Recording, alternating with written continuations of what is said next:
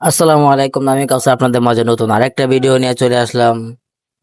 তো আজকের যে ভিডিওটা হইতেছে এটা একটু কি বলবো, সাধারণত আমরা বৃষ্টি হইলে ঠান্ডা আবহাওয়া হলে, ঠান্ডা দিন পড়লে দেখা গেছে আমরা মুড়ি মাখাই বা দেখা গেছে কোনো একটা ছোটখাটো একটা আয়োজন করি। মাঝে মাঝে দেখা গেছে আমরা খিচুড়িও খাই, ছোটখাটো একটা আয়োজন করি, অনেক মানুষ থাকে। ছোট বলতে আমাদের দোকানে যে কজন আছে এগোজনেই, ধরেন আমাদের দোকানে 4-5 জন আছে, আমরা 4-5 জনেই একটা আয়োজন করি। তো আজকে হইলো কোনো বৃষ্টির দিন নাই, কিচ্ছু নাই, ঠান্ডা নাই, কিচ্ছু নাই, আর 4-5 জনের তো ওরকম কেউই নাই। আমরা 2 জন দোকানের ভিতরে বসে রয়েছি, কাজ কাম নাই, বসে রয়েছি। বসে থাকতে তো ভালো লাগতেছে না, খিদাও লাগছে। তো ভাবলাম যে অনেকদিন যাবত তো কোনো আয়োজন করা হচ্ছে না, তাহলে আজকে একটা ছোটখাটো একটা আয়োজন করি।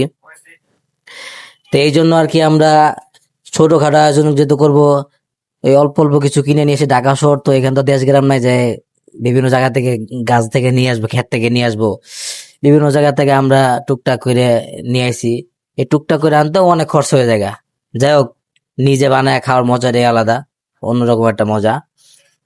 তো আমরা 2 জনে আছি, তো আমরা 2 জনে যেহেতু আছি, তো আমরা 2 জনের জন্য আজকে ছোট একটা মুড়ির আয়োজন করতেছি।